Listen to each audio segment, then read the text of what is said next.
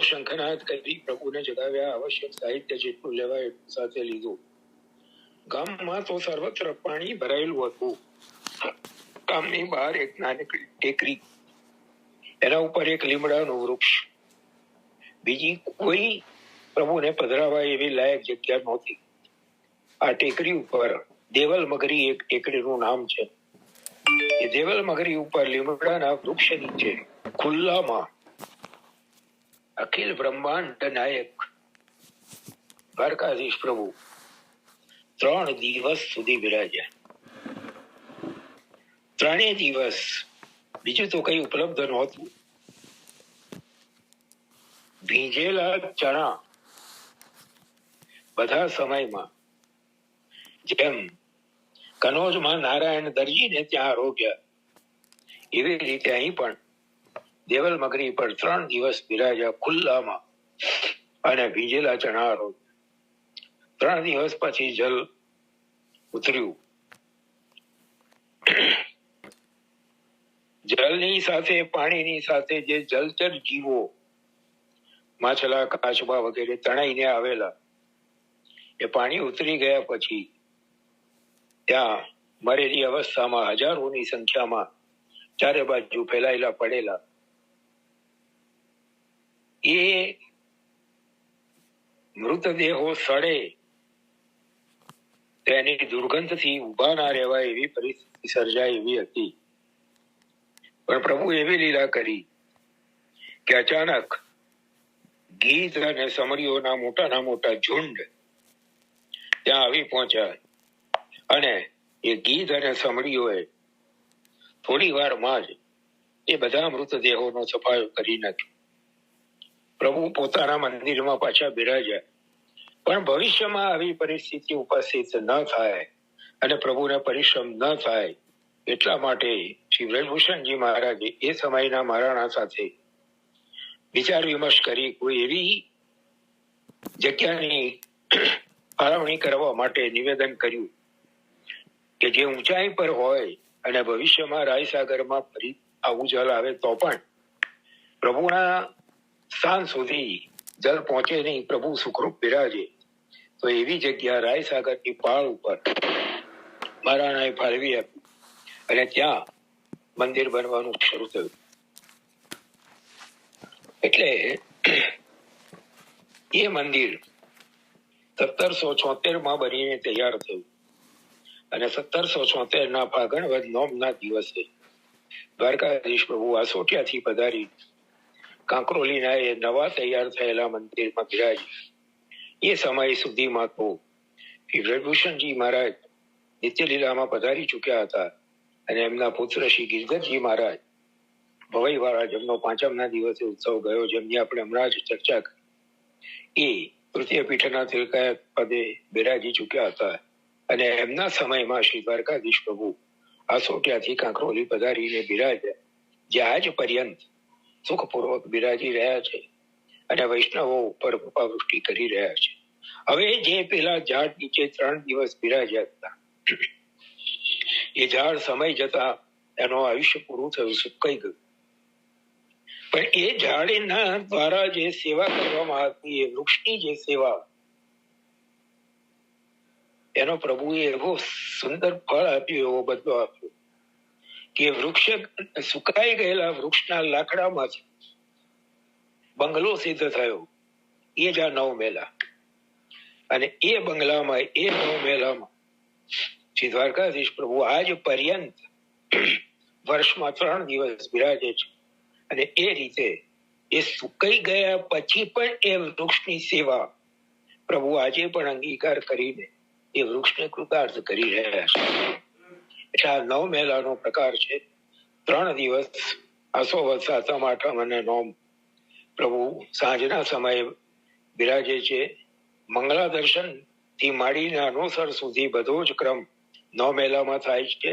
આ બધો વિસ્તાર પૂર્વક માહિતી તૃતીય ગૃહની સેવા પ્રણાલીમાં આપવામાં આવી છે. જેમને ત્યાં બિરાજતી હોય એ જોઈને એ વાંચીને એનો આનંદ લઈ શકે છે.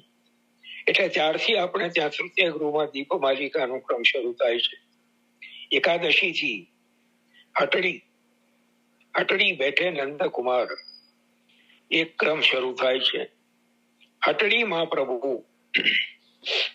સામગ્રી બનાવવામાં જોઈતી કાચી સામગ્રી લઈને વ્રજ ભક્તોને તોલીને આપવા માટે બિરાજે છે. એ ભાવ છે. એનું કારણ એ છે કે ઇન્દ્રના યજ્ઞને બંધ કરીને ગોવર્ધન યાગ શરૂ કરવાની જે મંત્રણા પ્રભુએ નંદરાયજી અને બીજા વડીલ બ્રજવાસીઓ સાથે કરી. નંદરાયજી સહિત બધા બ્રજવાસીઓએ પ્રભુનો અભિપ્રાય સ્વીકાર્યો. એટલે એ સામગ્રી ગોવર્ધન યાગમાં જોઈતી સામગ્રી સિદ્ધ કરવા માટે જે કાચી સામગ્રી જોઈએ એ બ્રજવાસીઓ પોતાની પાસેથી લઈ જાય. એ ભાવથી પ્રભુ હટડીમાં વિરાજીને કાચી સામગ્રી બ્રજવાસીઓને તોલીને આપે છે. ચારે બાજુ આજ દીપત દિવ્ય દીપ માલિકા દેખો એના દીપન કી સુગરાઈ.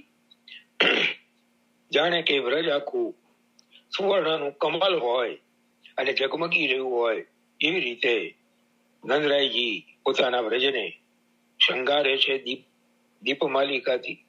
નંદરાયજી વૈશ્ય છે, ગોપાલક છે, અને વૈશ્યોનો સૌથી મોટો ઉત્સવ દિવાળી છે. એટલે વૈશ્યોનું વર્ષ દિવાળીએ પૂરું થાય છે. એટલે નંદરાયજી પોતે વૈશ્ય હોવાથી દિવાળીનો ઉત્સવ ખૂબ ધામધૂમથી પોતાના પુત્રની મંગલન કામના સાથે મનાવે છે. અને દિવાળીની રાત્રે તૃતીય ગૃહની સેવા પ્રણાલી પ્રમાણે હટડી નો એક વિશેષ ક્રમ પ્રભુના સુખાર્થે આયોજિત કરવામાં આવે છે.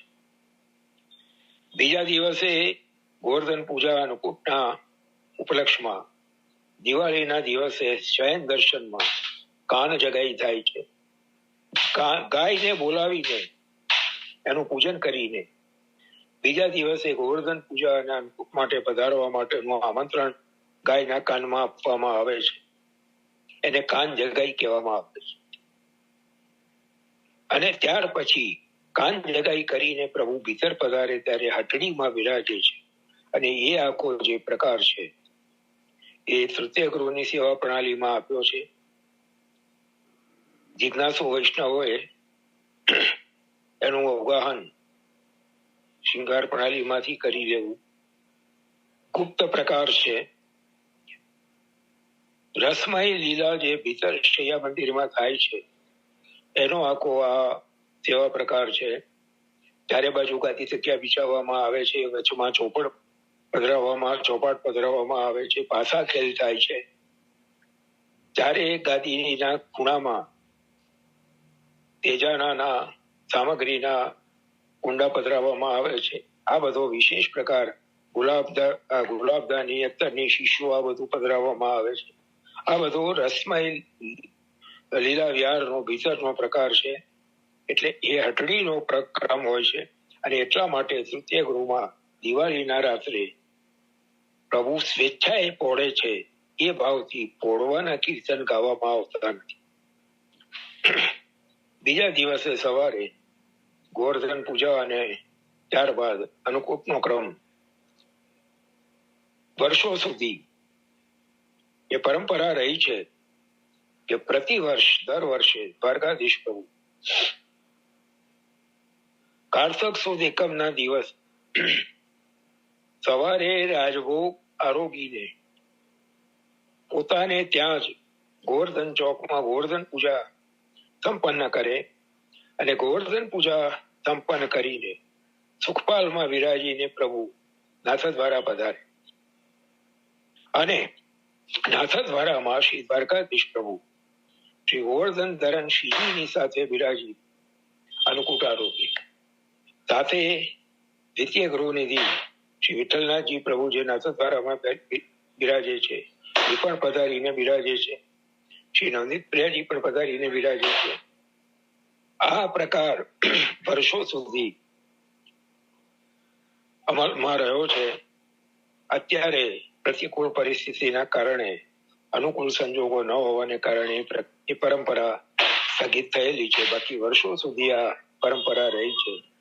સુખપાલ ઉચકીને સેવકો કાંકરોલીથી પગે ચાલીને નાથદ્વારા આવે અને મોડી રાત્રે અન્નકૂટની આરતી થયા પછી પ્રભુ નાથદ્વારાથી ફરી સુખપાલમાં બિરાજીને વિજય કરીને કાંકરોલી પધારે. એટલે ભાઈબીજના દિવસે, કારતક સુદ બીજના દિવસે મંગળા ખૂબ મોડી, લગભગ 11-12 વાગે એ પ્રકાર ચાલતો હતો. એ પરંપરા હતી. આજ એક ગોવર્ધન લીલા છે. શ્રીમદ ભાગવતના દશમ સ્કંદના તામસ પ્રમેય પ્રકરણમાં, તામસ સાધન પ્રકરણમાં આ લીલા 3 અધ્યાયમાં નિરૂપિત કરવામાં આવી છે. ભગવાન અપી તત્રૈવ બલદેવેન સંયુત પશ્યન નિવસન ગોપાન ઇન્દ્ર યાગ કૃતોદ્યમાન. ત્યાંથી આ લીલાની શરૂઆત શ્રીમદ ભાગવતમાં થાય છે. ભગવાને બલદેવજીની સાથે વ્રજમાં રહેતા, નિવાસ કરતા વ્રજના ગોપોને ઇન્દ્રયાગ માટે ઉદ્યમ કરતા જોયા. બલદેવજીની સાથે રહેતા. બલદેવજી ધર્મ સ્વરૂપ છે. બલદેવજી વેદનું સ્વરૂપ છે. એટલે ભગવાન બલદેવજીની સાથે રહે છે એવું કહેવા પાછળનો હેતુ એ છે કે બલદેવજી સાક્ષી છે કે ઇન્દ્રનો આ યજ્ઞ જે કરવામાં આવી રહ્યો છે એ વેદ સંમત નથી. એટલે પ્રભુ એ વેદથી સંમત નથી એવો ઇન્દ્રયાગ બંધ કરાવી ગોવર્ધન યાગ શરૂ કરાવવા માંગી રહ્યા છે. પણ જબરદસ્તીથી નહીં, પ્રેમથી સમજાવી પ્રભુ પોતાના પિતૃચરણ શ્રી નંદરાયજી અને બીજા જે વડીલ બ્રજવાસીઓ છે એમને કર્મના સિદ્ધાંત અનુસાર ઇન્દ્રયાગ કરવું ધર્મ સંમત નથી, શાસ્ત્ર સંમત નથી એવું સમજાવે છે. અને સાથે સાથે એ પણ સમજાવે છે કે આપણા દેવ, આપણા પ્રત્યક્ષ દેવ તો આ ગોવર્ધન પર્વત છે. અમારો દેવ ગોવર્ધન પર્વત ગોધન જહાં સુખારું. એવું આ 7 બરસ કો સાંવરો બોલત હૈ તુતરાત. 7 વર્ષના પ્રભુ પોતાની કાલી ગેલી વાણીમાં નંદરાયજી અને બીજા બ્રજવાસીઓને સમજાવી રહ્યા છે. આખી પોતાની રજૂઆત કર્યા પછી પણ પ્રભુ એમ કહે છે, એતન મમ મતમ તાત પ્રિયતામ યદિ રોચતે. હે પિતાજી, આ મારો મત છે. પ્રિયતામ યદિ રોચતે, જો આપને રૂચે તો એના પર અમલ કરો. બાકી અયમ ગો બ્રાહ્મણાદ્રીણામ મહ્યમ ચ દયિતો મખ. સાથે સાથે એવું પણ કીધું કે આ ગાય બ્રાહ્મણ અને પર્વત થી સંબંધિત જે યજ્ઞ છે, કારણ કે આમાં ગાય પણ આવે છે, બ્રાહ્મણ દ્વારા પૂજન પણ થાય છે અને પર્વતને ભોગ સમર્પવામાં આવે છે. એટલે ગાય, બ્રાહ્મણ અને પર્વત થી સંબંધિત જે યજ્ઞ છે, અયમ ગો બ્રાહ્મણાદ્રીના મહ્યમ ચ દયિતો મખ. અને મને પણ આ યજ્ઞ ખૂબ પ્રિય છે. આવું પ્રભુએ નંદરાયજીને કીધું. એટલે નંદરાયજીએ પણ અમારો કાન કહે સો કીજે એમ કહીને આવો સિમટ સકલ બ્રજવાસી બધાને ભેગા કરી આ નિર્ણય સંભળાવ્યો, ઘોષિત કર્યો કે આ વર્ષથી હવેથી આપણે ઇન્દ્રના યજ્ઞને બદલે ગોવર્ધન યજ્ઞ કરીશું. પ્રભુને વિનંતી કરી કે લાલા, હમ પૂજા વિધિ જાનત નાહી. અમને કઈ ખબર નથી આ યજ્ઞ કેવી રીતે થાય. પ્રભુએ કહ્યું, ચિંતા ના કરું, એ બધું હું સમજાવી દઈશ. અને દિવાળીની રાત્રે ગાડા જોડીને સર્વ વ્રજવાસીઓ લંબે 54 કેસ, લંબે 54 કોષ વ્રજવાસી ને ડેરા 54 કોષના વિસ્તારમાં બધા વ્રજવાસીઓના તંબુ પડ્યા. કીર્તનોમાં અષ્ટસખાઓએ, ખાસ કરીને સુરદાસજી, સરસ લીલાના કીર્તનોમાં આ સમગ્ર લીલાને ખૂબ સુંદર ભાવવાહી રીતે પ્રગટ કરી છે. ખોદ બેઠ ગોપાલ કહેત વ્રજરાજ 40 ટૂંકનું કીર્તન, અને એની અંદર આ આખી ગોવર્ધન લીલા નું વર્ણન આપણને જાણે આપણા દ્રષ્ટિ સમક્ષ લીલા થઈ રહી હોય એ રીતે પ્રાપ્ત થાય છે. એવું જ બીજું કીર્તન, અપને અપને ટોલ કહેત વ્રજવાસી, એટલા સુંદર ભાવો, એટલા સુંદર લીલાના વર્ણન એમાં અષ્ટસખાઓએ ભર્યા છે. એટલે બીજા દિવસે આજ કુહુ કી રાત ચલો પરિક્રમા કીજે, દિવાળીની રાત્રે માનસી ગંગામાં એના પગથિયા ઉપર દરેક ઠેકાણે ગોવર્ધન ઉપર રોશની કરવામાં આવી. અને આજ કુહુ કી રાત ચલો પરિક્રમા દીજે, બધા વ્રજવાસીઓ જેનાથી ચાલી શકાય એ ચાલીને, અને જે ના ચાલી શકે ગાડામાં બેસી ગિરિરાજની પરિક્રમા કરી.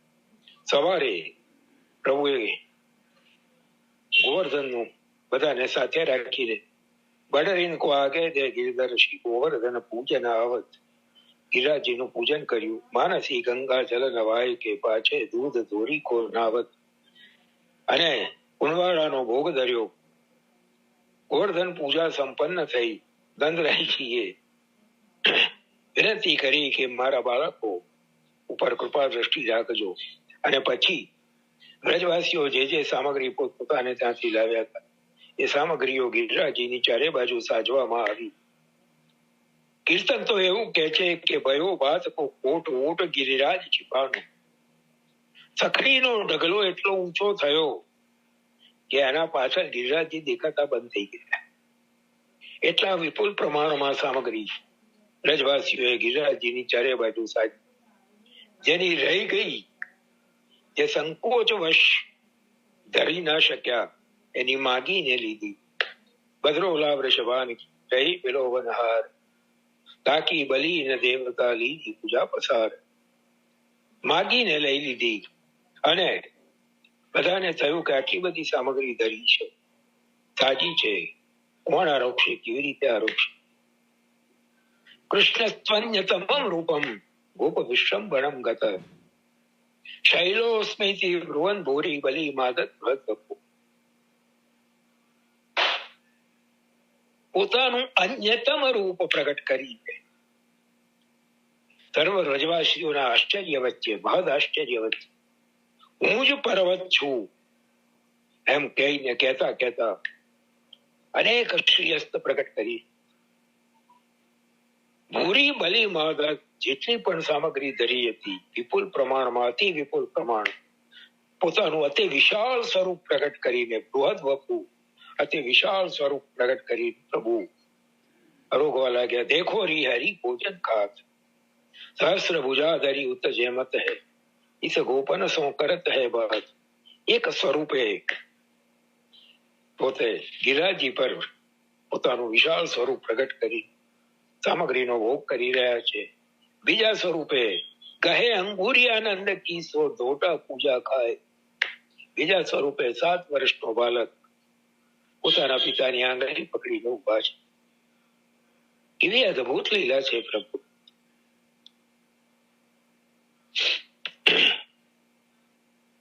પછી ભોગ સર્યા, પોતે જ પોતાને આચમન કરાવ્યું, પોતે જ પોતાને બીડા અંગીકાર કરાવ્યા. અને નંદરાયજીએ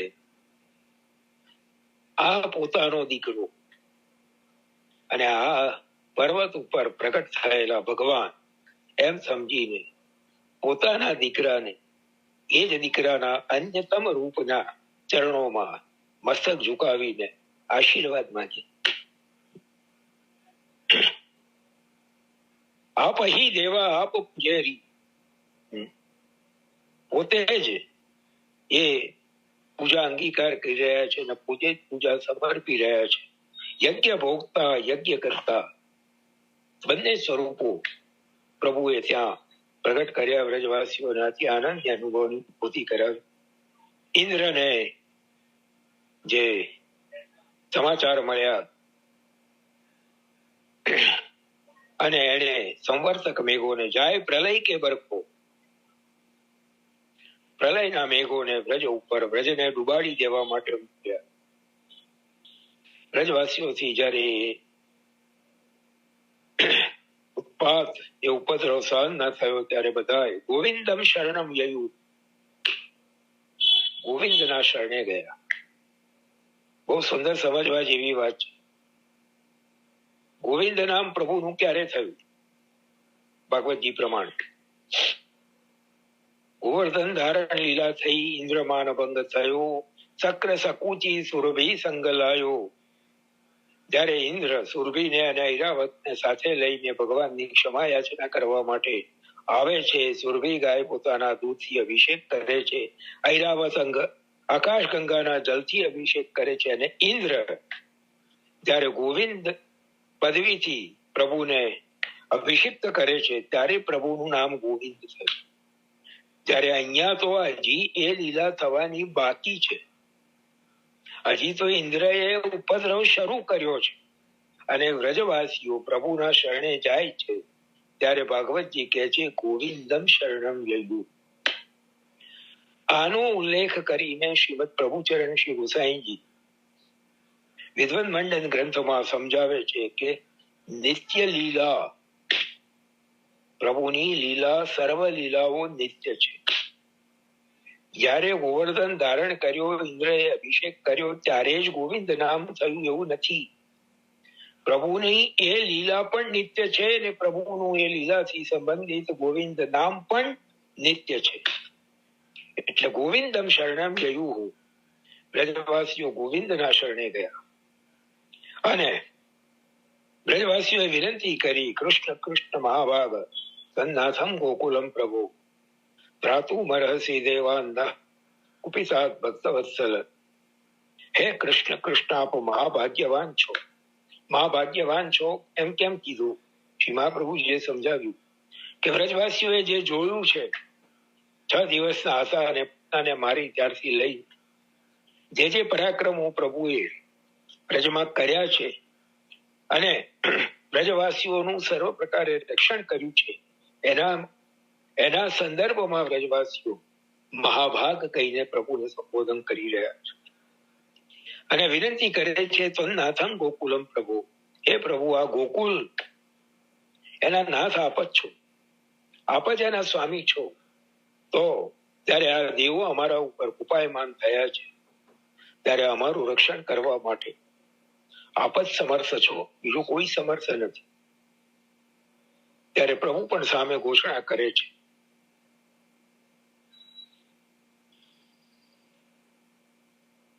ગોપાએ સ્વાત્મા યોગે